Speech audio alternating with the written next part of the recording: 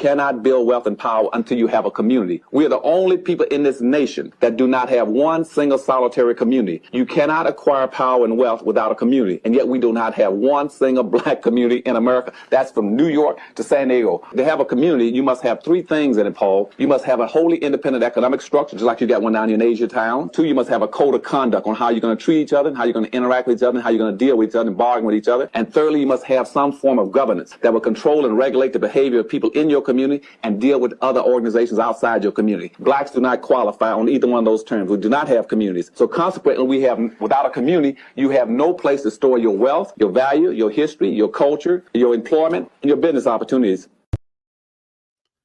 Thank you for tapping in. This is Brian, HRap Williams. That was something missing with that, but I'll fix that later. This is the End of the Bench Media. Thank you for tapping in. Hit that like, hit that share, tell a friend to tap in, tap in, tap in. Thank you for being a part of the End of the Bench Media family. Thank you, thank you, thank you. Now, the game. That's the name of the show today, the game. And I'm going to talk about the game of life. And I'm going to talk about how the game of life has affected us in America, Black America, and America, and working class America, but specifically Black America, because as I told you guys, I direct everything towards my community. And once I leave my community, our tide lifts all boats. Now, with that being said, you know what I have to do? I have to let you know that if you're watching this live, if you're not watching this live, I need you to go to www.theendofthebench.com, www.theendofthebench.com. And I want to thank my parents, Dolores and John. I always do left for Dolores, right for John. My mother's left-handed, my father's right-handed. They created me. Without me, there is no program. Without no program, you'll be doing something else with your valuable time. So thank you.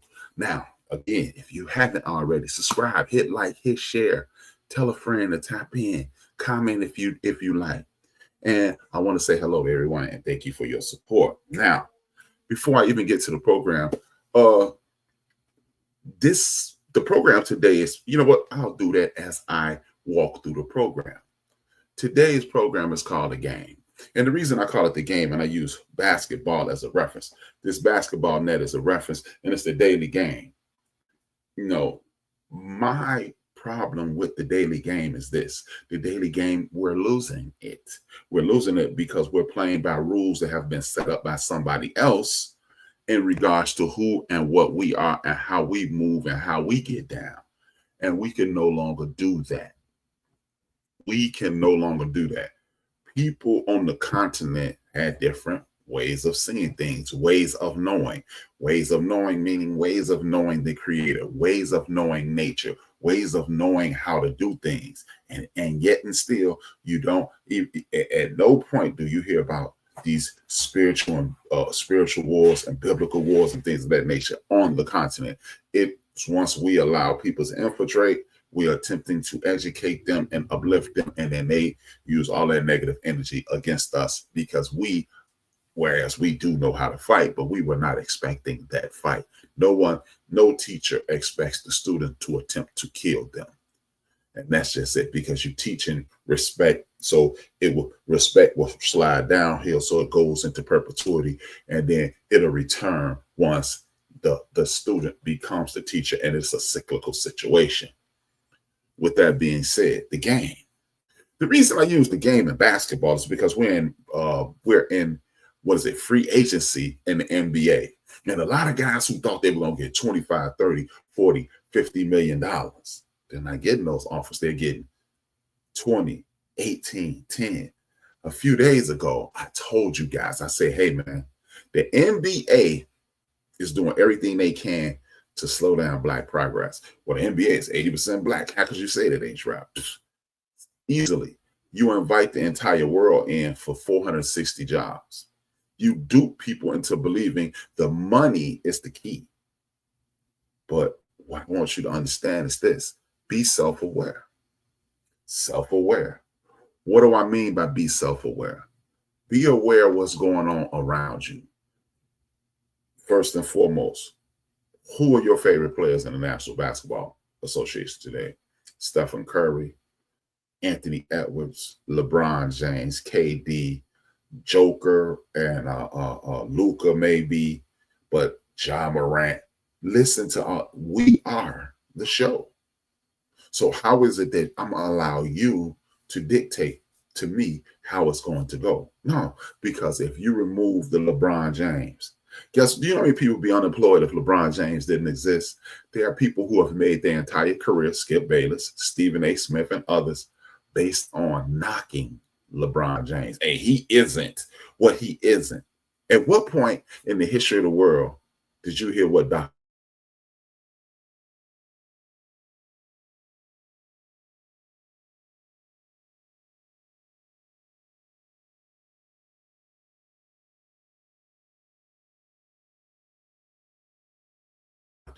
Magic Johnson wasn't?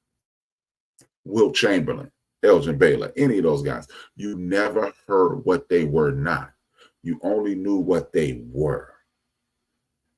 And what I want you to understand is this. That's how they're making their money, by kicking you in the head and getting people to have these foolish conversations.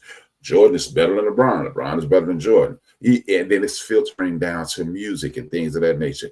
This isn't the best, according to who? See, your opinion, and if you get a bunch of damn fools to agree with you, that does not make your opinion valuable or valid. You just have a bunch of people that agree with you. Because if barbecue sauce is the best tasting condiment in the history of the world to HRap, it doesn't have to be to you. That means it's more barbecue sauce for me. But see, we have these arguments and these wars and people falling out and yelling and screaming and doing these things and making people richer and rich. And they're drawing your eyes because whether you know it or not, Harvard did a study on who watches TV the most. Us. We over-index with television. So if I'm watching TV and I'm on the TV, how is it that I end up coming up short? You have to be self-aware. You have to be. And I spelled aware wrong, but let me correct it right now. Boop. And we're fixed. And we're back. But you have to be aware of what's going on. And to be self-aware, it's not just, oh, I'm the star of the show and I'm watching the show more than anybody. But guess what? We are the people who end up at the shortest. Alex Rodriguez owns part of the Minnesota Timberwolves. He's still getting paid by the Yankees. You have other people, Oscar De La Hoya. He has his management company that promotes the fight promotion company, and he's promoting fights. He wasn't just getting punched in his head. He was learning how to do it. And then you have a notice, like, where's Floyd Mayweather's company at? Where's Roy Jones' company at? Why are not the best boxers in the world? Now, Bernard Hopkins is in cahoots.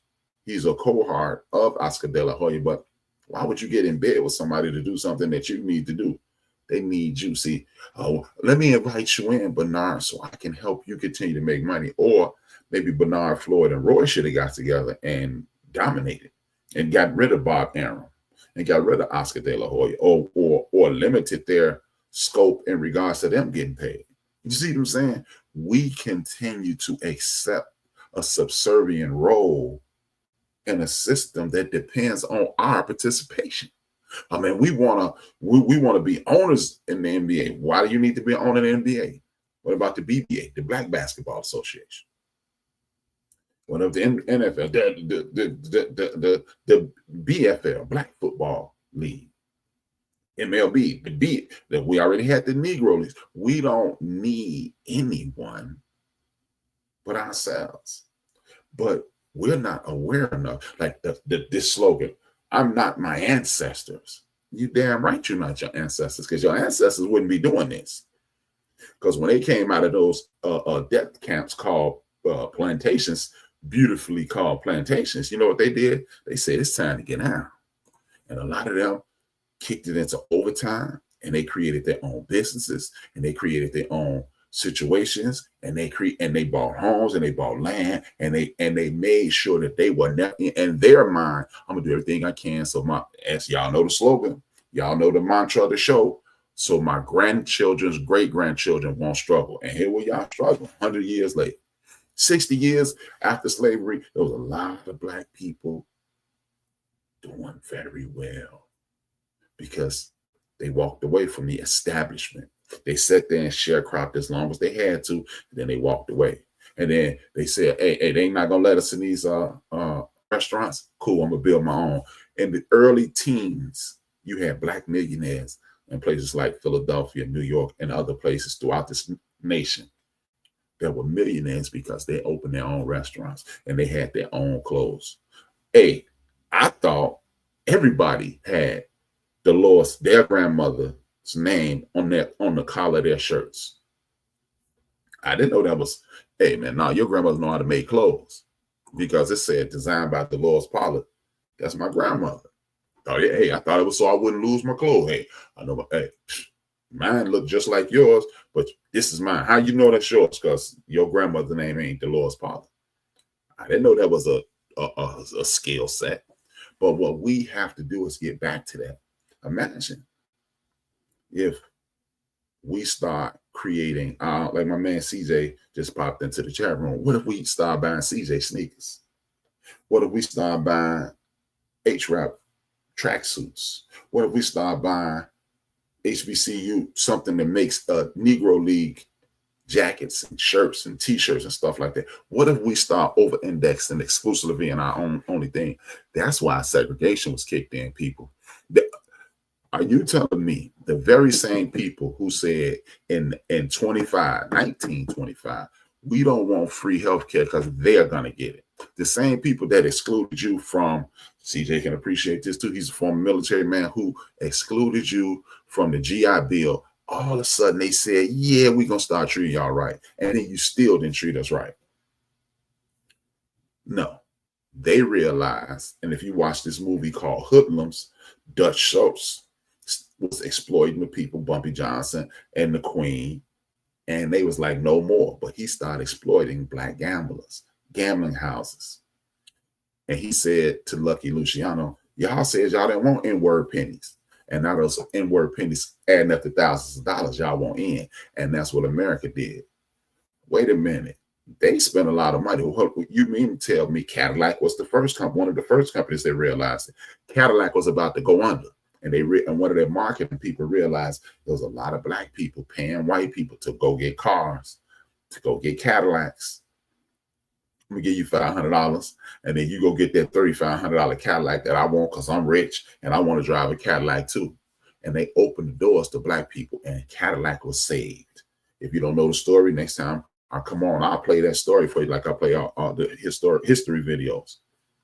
And then they said, okay, look how much money they have that we're missing out on. So we'll let them in our stores. We'll let them in our hotels. We'll let them eat at our restaurants because now that community is living off two incomes, the white income and the Black income.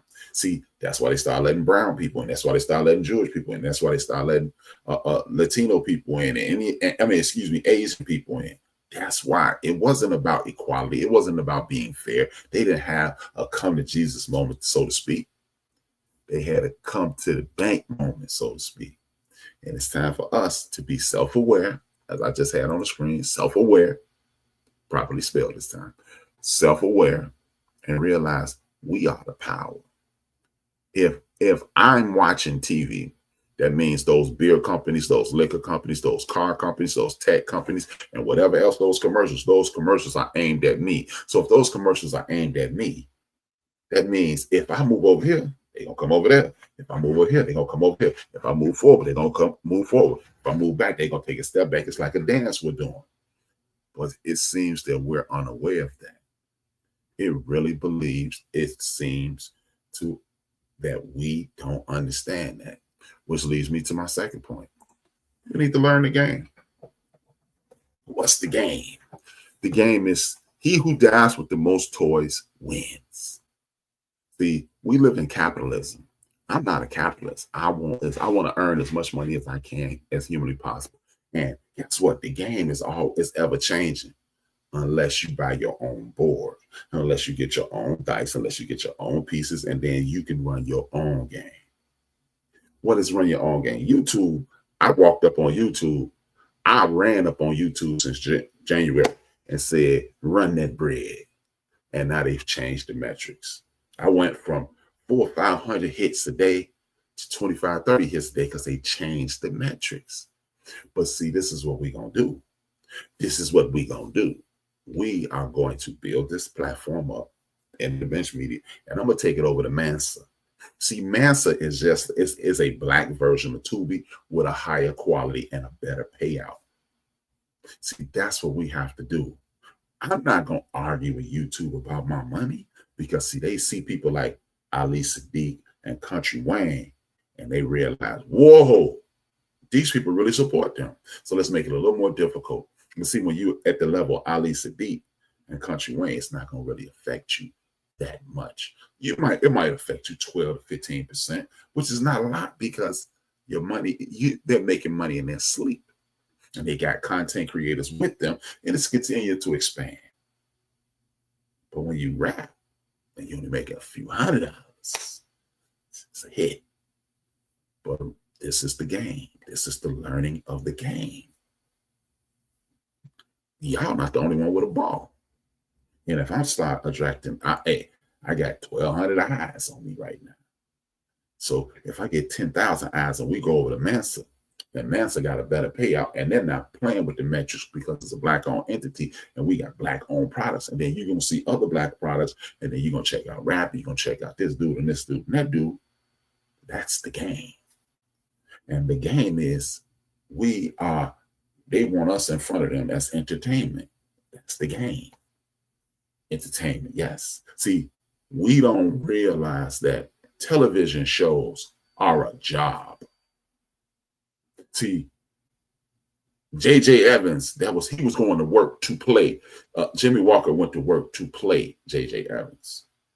Martin Lawrence went to work to pretend to be Martin. Queen Latifah went to work to be Khadijah. They are at work. This is not just for your entertainment. They are at work. Michael Jordan worked for the Chicago Bulls. Irvin Johnson worked for the Los Angeles Lakers. Larry Bird worked for Celtics. Dr. J worked for the Philadelphia 76ers. We think it's sports, it's competition. No, they learn how to do something well, and people want to put it on TV. So they said, we will pay you for it, which makes it work. Why am I hammering the work aspect of it? The reason I'm hammering the work aspect of it is they duped you into believing Emmys, Oscars, and things of that nature. No, that's not the goal. The goal is to get millions and millions and millions of people to put their eyes on my art, appreciate my art, enjoy my art. Then y'all sell it to y'all advertisers. Y'all advertisers get y'all money, y'all give me more money. And again, get Rap to watch. The advertisers come sell Rap beer and potato chips and Burger King and McDonald's and all this stuff. Rap goes to buy that. McDonald's, Burger King, and all those entities give me money, and I give Rap a small portion of the money. I give Rap more money than he ever seen, but it's not a lot of money. That's how entertainment works. If I can sing, hey, I sold out this stadium. It was 15,000 people here. Some of these people paid 10,000. We're going to get Rap $4 million. We made $28 million. We're going to get Rap $4 million. And then we're going to tell Rap expenses and all this. And we sold popcorn and this, that, and the third. Bam. That's the game. They got you believing that you should be telling these young men, athletes, hey, it's about the ring. No, it's not. It's about being the best at your job. I want you guys, you sports fans, you sports fanatics, to start looking at sports like this. The champion is the employee of the year. That's all he is. The MVP is employee of the year. Well, he's the employee of the year. And the champion gets a promotion. That's it. That's all. Because they are at work.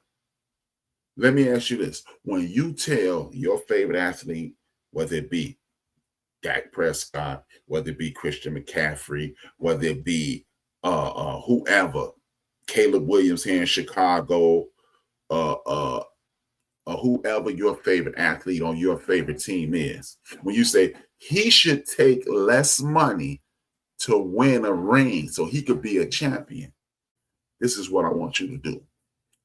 The next time you go in for your review, let them hand you a damn ring and say, hey, man, see, this is for the betterment of the company. We know you killing it, but instead of giving you this raise that'll take you to 6 figures, we're going to keep you at 80K, and we're going to give you this ring, and we're going to pat you on the back. Way to go.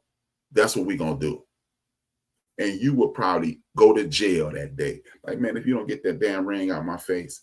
And that's what you asking athletes. And we've been duped into it. Spike Lee is one of the foremost innovative directors, writers, and creators in the last 50 years. And he whined and moaned and pissed and cried until they gave him an Oscar. Y'all ready for this? How many of y'all know the Oscar is actually a black man? How about that? You want a trophy of a black man as a black man, so white America will say you're good. Damn the $1 million in the bank. Damn the fact that you teach in school, you teach in class on how to make films at NYU.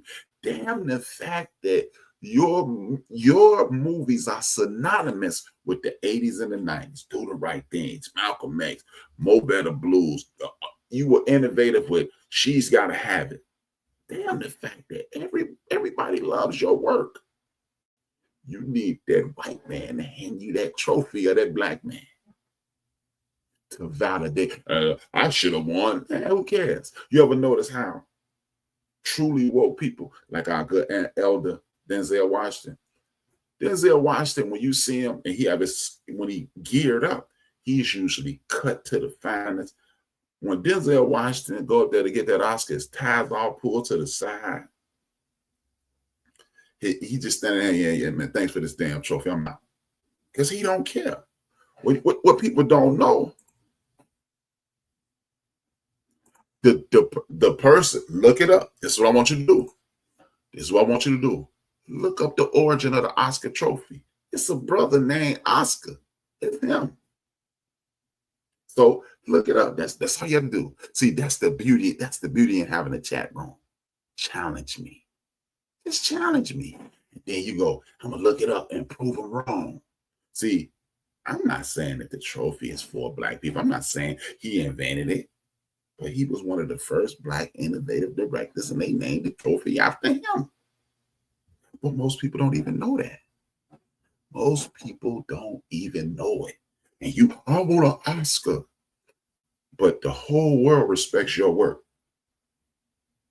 The whole world respects your work. But you need the power structure to say, you're good. No, these are not our parents. I need approval from my parents. I need approval from my children. I need approval from my significant other. I need approval from my friends to say, hey, man, you're a quality brother, man.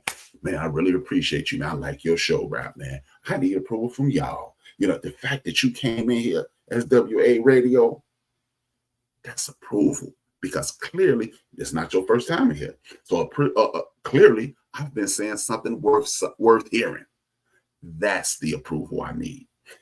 The people in the chat room, y'all are the people who validate me. I don't need YouTube. HRap is the podcast of the year. I don't need that. 475,000 people have tapped in, approved. Boom! There's a stamp right there. My man does. He gets busy. My man gets busy. That's it. That's the approval. But guess what? Ain't no way in hell if I was making that Country Wayne money, it's like, look, rap, tell you what, man, we're going to send you one of these plaques that say we're going to get you 1 million subscribers. We're going to send you one of these plaques. And then what we're going to do is cut your money down to like 35%. I mean, we're going to cut 35% because now you're certified million. So we ain't got to pay you as much. But so more people go, no, keep your damn plaque. Keep your damn trophy. Run that bread. See, athletes and entertainers have been duped into slavery because you think you have to work for something. See, they have the distribution. No, they don't. Because Issa Rae was a millionaire before she ever got on HBO. Country Wayne is a millionaire. Ali Sadiq is a millionaire. It's a rapper. Been doing it for 30 years. Tech Nine. N-I-N-E. Yeah, Tech Nine. He has amassed an ignorant amount of wealth without a record deal. See, that's the thing. I don't have to placate to you, especially in this media world. I go right over to Mansa and say, yo, Mansa, what's good? What it is? Help me out. Bop, bop, bop. And I put myself over there. Then just like you came in today, y'all go over to Mansa and check me out. Man, rap over there. Everybody go over there. And guess what? Then YouTube will be calling me. That's why I keep asking y'all, stop asking these athletes who are going to do something for a very short period of time. Okay, look it up. Thank you, thank you, thank you, thank you. Thank you very much. Thank you very much, Mo.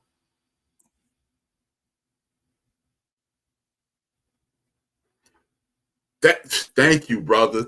See, that's what I'm saying. Do y'all see how easy it is for us to get paid, man? That's why I said learn the game. Look, the average NFL, NBA, MLB career is 4 years. A good one is 12, 15, and an excellent one like LeBron is 20. LeBron, Kareem, Kobe is 20. You mean to tell me you're going to tell somebody that can only make a whole lot of money for like 11 to 12 years? 11 to 12 years to take less money so he can have a $50,000 ring. A $50,000 ring, and I'm going to give back $80 million. Would you do that? Oh, but see, that ring validates your greatness. Really? Dominique Wilkins, great. He one of the top 75 ball players in the history of the game. He ain't win a ring. Alex English, Hall of Famer. He ain't win a ring. Bob Lanier, Hall of Famer. He ain't win. Elgin Baylor, one of the greatest scorers and one of the greatest players in NBA history. He owns dozens of playoff records, meaning big time moments. I'm doing big time things. He ain't win a ring, but he still won. But we don't talk about him. That's because you don't, because that's what, because you allow people to tell you what to think about. I ain't never won a Grammy. Hey, if Nas wouldn't have won that, if Nas wouldn't have won that Grammy a couple years ago, would he still been Nas? Damn right. Is Scarface one of the greatest MCs in the history of hip hop culture? You're damn right. Is Cool G Rap the blueprint for people like Big Pun and other MCs? You're damn right. Did Cool G Rap win a Grammy yet? Mm-mm. It's Chuck D. Chuck D, one of the greatest MCs that KRS-One is arguably, some people will say he the greatest hip hop MC ever. He the best B-boy in the world, I'll tell you that. He ain't gonna win no Grammys, but he's still respected because you know who respects him? The people who listen to his music. It's some of us that I ain't really feeling that. That's not my get down. Nah, I'm cool. But guess what? 8-Ball MJG, Big Crit, a bunch of rappers that y'all love. Bun B is not gonna win a Grammy, but he the man. See, we asking people to dumb down their pockets to get approval by billionaire. Hey, Mr. Billionaire, do me a favor. Mr. Millionaire, do me a favor. Take less money so the billionaire can live more. Exactly.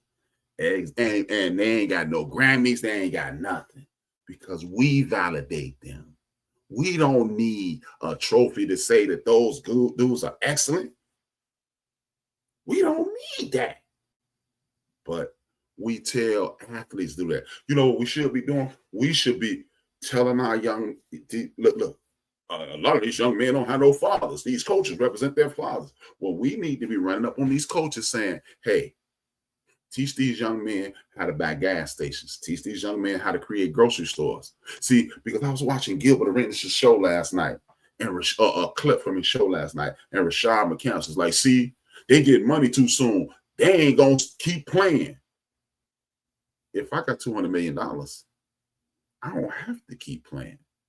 $200 million is almost $250 million. And if I got $250 million and my homeboy on the Knicks got $250 million and my homeboy with the Oklahoma City's got $250 million, I got 4 homies with all of us got $250 million in our bank. You know what type of moves we can make? We could open up our own car dealership, and then all the brothers and sisters and anybody else, they can come to us. We can start our own grocery chain. See, that's what we need to tell these young coaches. Oh, man, that brother in South Carolina, a damn fool. He had the chance to make $9 million. I think it was at Auburn. He stayed at South Carolina. You stay there for 2 reasons. When you turn down the money, you keep your pride because you ain't sold out. The second reason is this. If I stay there and kick ass like I was doing to get you to offer me the $9 million, the school has already hit me with some cash. And guess what? Every time I have a good game this year, you know what the NFL gonna say? Hey, that's that guy who has standards. He's a loyalist. We want him. He can be programmed. But the whole time his father said, well, sit your ass down. See, just like Magic Johnson's father said. The Sacramento King, they were the Kansas City Kings at the time, said, hey, we'll give you we'll give you $350,000. And you leave out your freshman year. You know, Magic Johnson's father said, hey man, sit down. You've been poor for 18 years. 1 more year ain't gonna hurt you. He came back, won the national championship. He's Magic Johnson now. See what I'm saying? And guess what? If it don't work out, then you have the millionaires and billionaires who love that school, who saw you be loyal to that school, and you already a millionaire walking in the door. Guess what they do? You end up like Justin Tucker, the New York Giants and the Las Vegas Raiders. He working at a hedge fund, making more money at the hedge fund than he was making in the National Football League. You see what I'm saying? And guess what? Then now you're on the inside, and then you can pull Maurice Nesbitt in, you can pull SWA in, then you can pull Poe in, and we can network again. And then we could build hospitals, and then we could build youth centers and things of that nature. And we become a self-contained unit. Learn the game. We don't have, but y'all think the game is you can't help all your friends. You ever notice they promote the people who act a damn fool on TV? I ain't even gonna say that no disrespect. If you disrespect, stop acting a damn fool. People like Cam and Mace. Everything is goddamn funny, man. Excuse my language. Everything is funny. And then we only gonna talk about Puff Daddy going to jail. When y'all gonna start talking about Fat Joe getting accused of child molestation? Puff Daddy was freaking grown people. He might have been violent. He is violent. We seen video, but he was touching adults. Fat Joe, but ain't nobody talking about Joe because we love stirring the pot in our soup. But it's other people making soup. It's other people making soup, y'all. This is why we have to pay attention and learn the game, because that's why they changed the algorithm. Because wait a minute, this dude out of Chicago came out of nowhere, 475,000 people tapping in. What the? Slow it down. And guess what? I'm a still cook, like the little girl from Memphis. Let it cook. I'm a still cook. Because if I figure out a way to get to 475, I'm gonna get the million by the end of the year. Trust and believe that. But I want y'all to understand. It ain't nothing wrong with doing what Cam and Mace do. But you know what? Cam and Mace, they said this. Wallow and Gilly said this. Shannon has said this. And a lot of other podcasts that delve into that scuttlebutt. Joe Budden podcast, they said this. They talk about how you can't help everybody. If I'm making it and you struggling, you did something wrong. Not really you hit the social lottery. You bumped into the right person and you came up, because there's a lot of us busting our ass every day at work and they can't get to promote. Hey, I'm living proof. I used to be, at one point in my life, I was the #1 collection supervisor in the United States of America for Capital One credit card. Yeah, me. I wasn't even able to get that supervisor. I never finished lower than 3. The 2 dudes before me, we found out that the management was feeding them accounts that were paid, and they were still barely beating me. And they wouldn't promote me. They promoted one of their homies, Ian Simons. They promoted him. Ian was writing checks. They still bouncing right now. But guess what? Somebody from the outside came in and saw my abilities and promoted me. and then I became the man. The reason I told that story is if Pat the Prospo don't come in, I'd have never got a chance to be that. So I'm not going to tell you I was the hard work because I knew what I was doing. No, I hit a lick. He saw me move and shake and say, he pulled me into the office. They changed the structure. I talked the staff into it. He said, what did you tell them? I said, I told them the truth. I said, y'all need us right now. Y'all can't screw us. But we got 6 months. And after 6 months, we're going to see what's up. And he offered me the supervisor position the very next day. So no, it wasn't hard work. It was a situation. It was somebody from the outside came in. It was a blessing. So I'll be working my ass off. No, you bumped into the right person at the right time, and it was your time to shine. Like right now, somebody gonna watch this, and it could potentially go, and it's my time to shine. And it ain't that I'm working hard in every other podcast in the world. It was just, hey, I was consistent. I worked my ass off, and then when it's your time, if you stay ready, you don't have to get ready. But I'm not gonna be foolish enough to be like, the reason I made it is because I'm better than them, and I'm better than them because I'm gonna keep it funky with you. And Mo Nesbitt in the chat room, he'll tell you I'm better than Shannon Sharp because he don't know how to hold a damn conversation. No disrespect to Shannon. Hey, do your thing. God bless you. Get Cat Williams and Dog Williams and Chicken Williams and Turkey Williams and Cow Williams and any other Williams you want on there. But I'm better than them. I just haven't met the right person who put me in the right place at the right time, and it's on the way. I'm a person of faith, so I have to keep moving forward.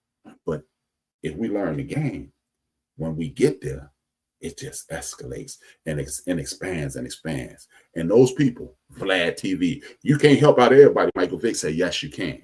Everybody else say, yeah, man, you can't help everybody. Yes, the hell you can.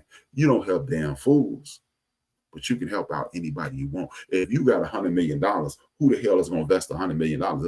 You can allocate $2 million to friendships. And when those things come back, you can help some. Now it's up. Now that money comes back. Now it's $2 million there. That $2 million comes back. Now you can do $4 million because you making money as you making moves. But they tell us you can't help all your friends who broke. Yes, you can. Because as Michael Vick said, you mean tell me I got $100 million, my man need an apartment, I ain't gonna give him 10 grand. Well, I've been there. So the hell what? That's you. Don't help your friends. But you know what? They do help their friends. Other cultures do help their friends. We've been duped and programmed into marital manumission. Write that down, brothers and sisters, ladies, gentlemen, haters, and better friends. Marital manumission is a law that is on the books today in America. Marital manumission is, if you stop a slave revolt, if you snitch on a slave revolt, we'll give you your freedom. If you make life comfortable for a white person, we'll give you freedom. Or if you save a white person's life, you'll give me freedom. Saving a white person's life is stopping a white person from getting beat to sleep by one of them brothers they got tired or one of them sisters they got tired. Making life comfortable for a white person, and that's making life comfortable for him. Inventing stuff and giving him the credit. And the first one is snitching on a slave revolt. What you know what that does? That creates dissension. Because if that thing fail, I'm gonna get free. I will be free. But then when we read the story 12 years a slave, when you find out your free ass can get caught and get sent to another state, you back in bondage. This is what I want us to understand. Learn the game. We telling these young men, hey man, for a ring, damn that trophy. Get paid, get that paper, man. You know what you need? This is the ring that you chase. My mama got 5 sisters. I put all of them in houses. My daddy got 4 brothers. I put my mama's 5 sisters and my daddy 4 brothers in their own houses. My whole family is debt free. I'm a bank because what we gonna do is I'm gonna buy some houses, and instead of paying a mortgage, they gonna pay into this bank. So when our children get older, we can get them houses. And now we own a whole lot of land, like a little town, Williamsville. We own Williamsville. That's winning right there. And then guess what? Then I'm gonna go to the East Coast and I'm gonna grab my man Mo, and we're gonna do the same thing with Mo. Then we're gonna grab Jungle Brother, we're gonna grab Big Lenore, we're gonna grab Draz down there in Texas. And that's the game. That's the game. See, I'm gonna show you how that Green Book pissed them off. Here go a clip of the Green Book. I want you to go, this is Country Boy from One Mic History. Look at this. This is why they talk to you and tell you, well, you can't help everybody. Yes, the hell you can. Because, hey, our Italian brothers and sisters, they created a whole organization.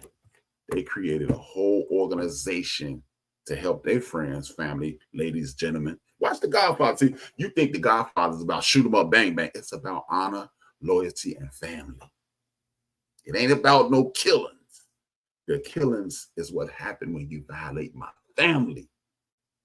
The killing is what happened when you disrespect Clemenza. When you kill Luca Brasi, when you disrespect me, that's when the killings come. But it ain't about the killing. Listen to the dialect. Don't pay attention to the soundtrack. Inside joke. But I want you to watch this and this shows you we have to stop them from working together so they won't empower themselves and take over this whole get down that we can set up. I'll be back shortly. Imagine navigating a world where stepping outside your neighborhood was like walking through a labyrinth of invisible yet extremely dangerous tripwires. Now step into the shoes of Victor Hugo Green, a humble mail carrier in Harlem who dreamed of safer journeys for fellow African Americans during these treacherous times. Join us as we discuss the history of the Negro Motorist Green Book.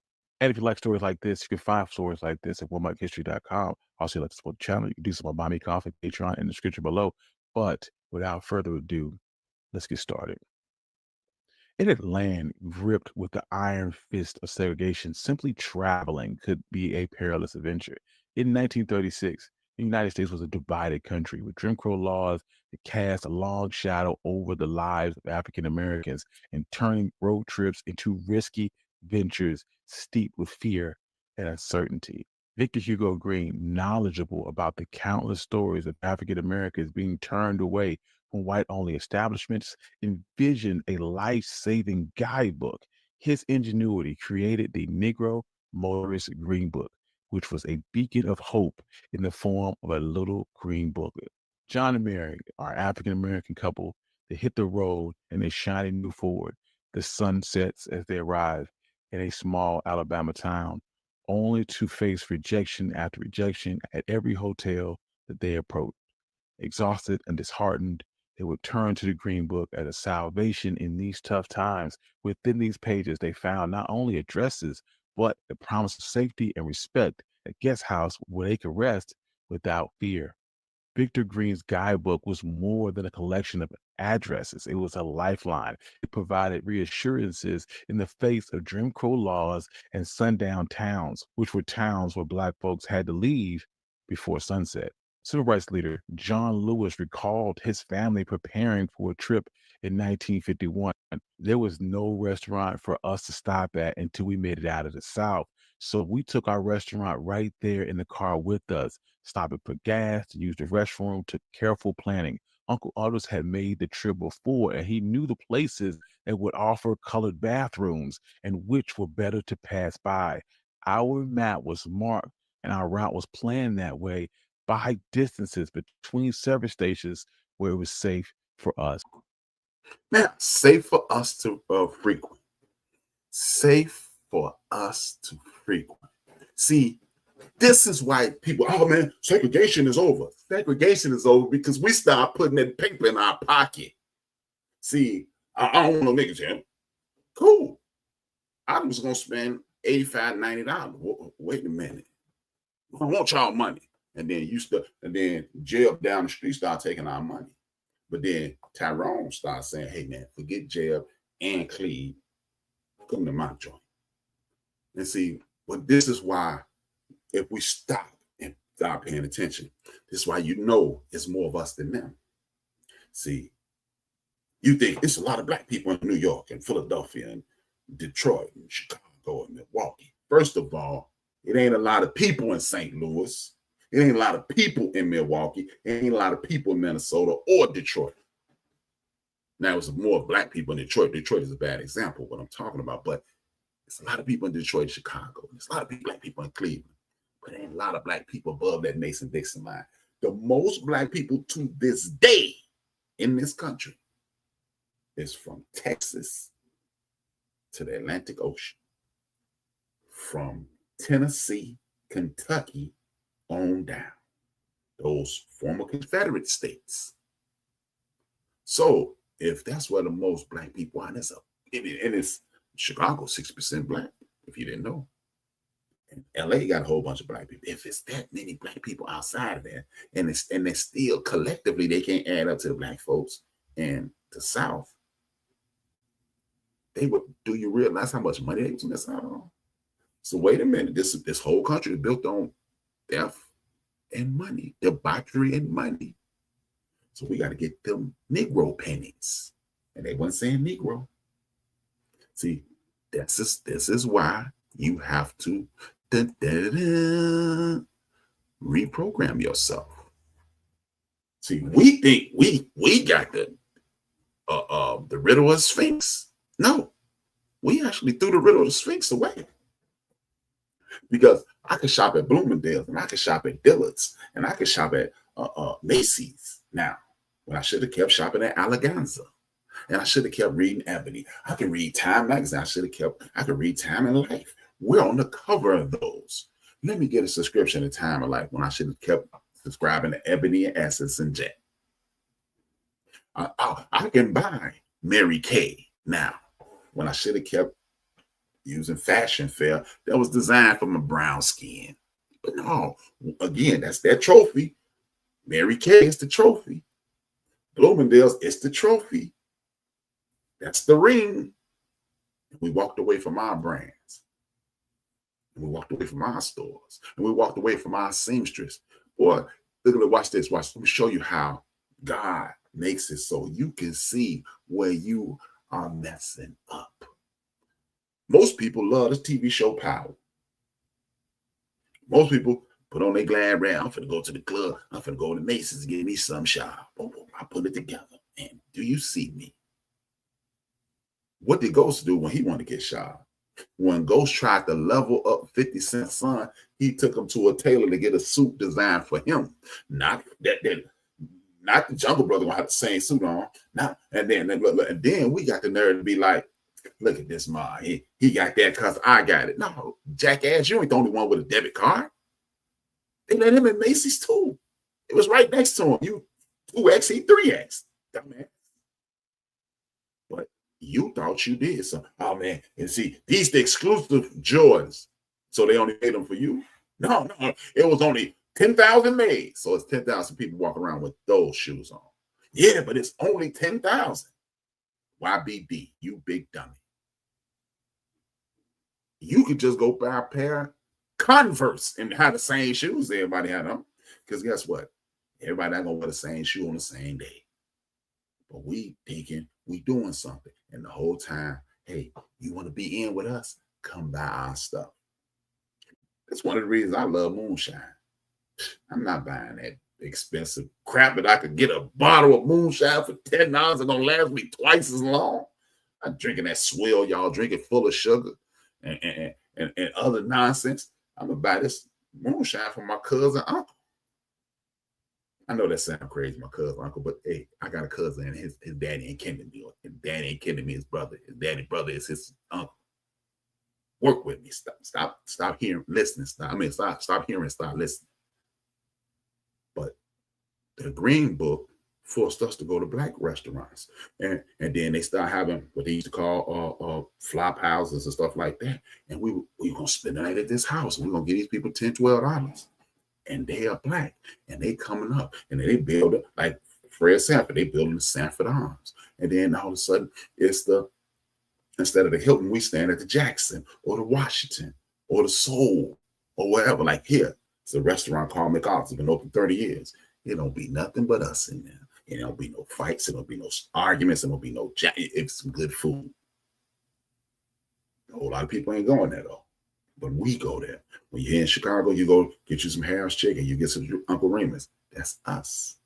You don't see other people in Harris or Uncle Raymond's, but every once in a while, you downtown at the job like me, and then they order. We're gonna have an Uncle Remus catered, black people. Thanks. And I had it last night. Keep it. Thanks for buying it. But y'all, that's a delicacy to you. That's a struggle meal for me. I'm not eating that every day. But you see what I'm saying? We don't need their approval. We have to reprogram each other.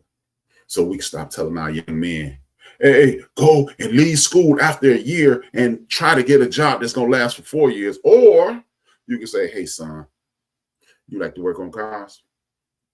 Go to this university with a good engineering program, and then you can learn how to make a car. And then you can either design your own thing and sell it to them, or you can go work for them at an executive level and make $250,000 a year instead of running around, running, jumping, getting surgery and back surgery, and then you walking like a penguin off the TV show on HBO for the rest of your life. Now, if you are Michael Jordan level, LeBron level, and those dudes level, of course you go get the big money. But you have to be self-aware and honest with yourself. You must be, what was the very first topic of the show today? You have to be self-aware.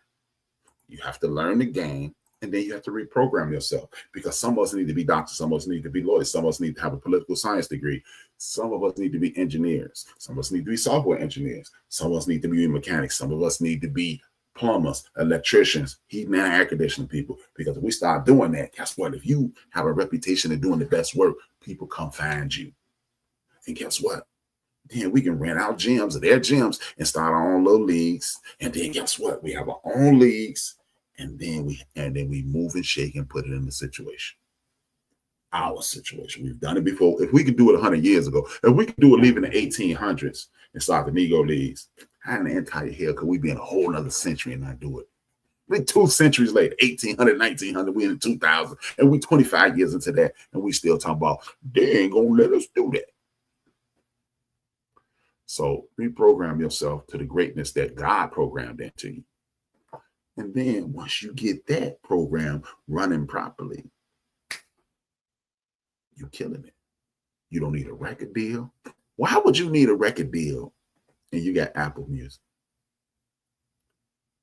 Why would you need a record deal when you got YouTube, Mansa, and other outlets that a TV deal? You know, I mean, they ain't gonna let us make no movies. Hey, tell you what, I don't know about nobody else. I mean, God forbid me, y'all thinking I'm the smartest Negro in the world. But if Country Wayne could spend $200,000 a month on his family, on YouTube and comedy, why is it that ain't nobody saying, why am I signing up with these other people? I could do the same thing. Then we create our own network. Then we recreate BET, re-BET, Black Academic MF Entertainment, or something. We can call it Malcolm X TV, Marcus Garvey TV, Dr. King TV, something, man. No More Struggle, Soul TV, something. And then we can have our own things in place. Or we can keep doing what we're doing, then get mad because they elected white nationalists, and we could just build a fort around us, protect us, and not have to deal with them and their nonsense. Or we could just move to the Bahamas or something and buy some land in Belize or something like that, and then hook up Belize with our genes, and then Belize become the most important island in the Caribbean or whatever. Or we can listen to the woman who runs Barbados, Marion Motley, and have the United Islands of the Caribbean. And then it's lit. And as the potential pedophile Fat Joe says, nothing can stop us. We all the way up. He ain't saying the man touched no kids. They said it. He's alleged. But with that being said, it's time for HRap to get up out of here, man. With that, I need y'all to continue to hit that like. I need y'all to continue to hit that like. Hit that share. Tell a friend to tap in. And with that being said, have a great day. Thank you for your support. I am HRap B, and I am. And it is necessary for those people who rule over us and who rule over African people the world over, if those people are to stay in power, they must destroy our ability to love each other in a healthy sort of way. This is why